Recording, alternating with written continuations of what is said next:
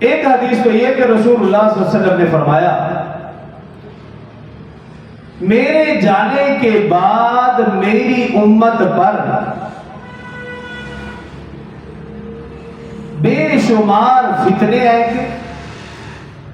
بے شمار مصیبتیں، بے شمار مشکلات، مختلف قسم و قسم کے حالات، عجیب و غریب حالات میری امت پر آئیں گے میرے وصال، میرے جانے کے بعد۔ ایک تو یہ حدیث۔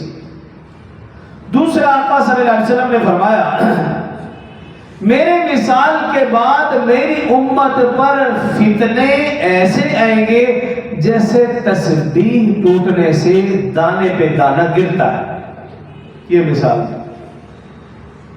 کہ میرے جانے کے بعد میری امت پہ فتنے ایسے کثرت سے لگاتار پے در پے آئیں گے جیسے تسبیح ٹوٹے، دانے پہ دانہ گرے،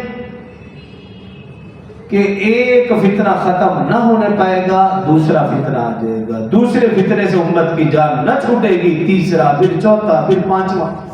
اور پھر دیکھیے رسول اللہ صلی اللہ علیہ وسلم کے وصال کے بعد فوراً منکرین زکوٰۃ کا فتنہ اٹھا۔ ابھی یہ فتنہ دبا ہی نہیں، عقیدہ ختم نبوت کے دشمنوں کا فتنہ اٹھا، ابھی اس کا خاتمہ نہیں ہوا تھا، روافض کا فتنہ اٹھا،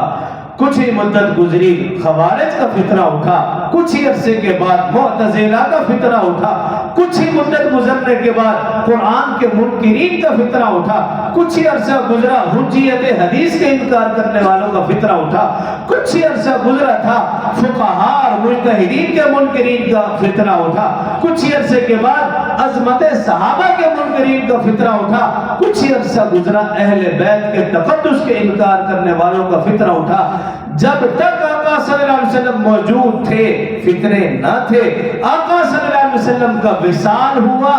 پے در پے فتنے، بلکہ میں یوں کہوں گا فتنوں کا سیلاب امن آیا کہ اس سے امت کا بچنا مشکل تھا۔ اب یہ دو حدیثیں آپ نے سماعت فرمائی، اب پہلی بات کی طرف آ جائیں۔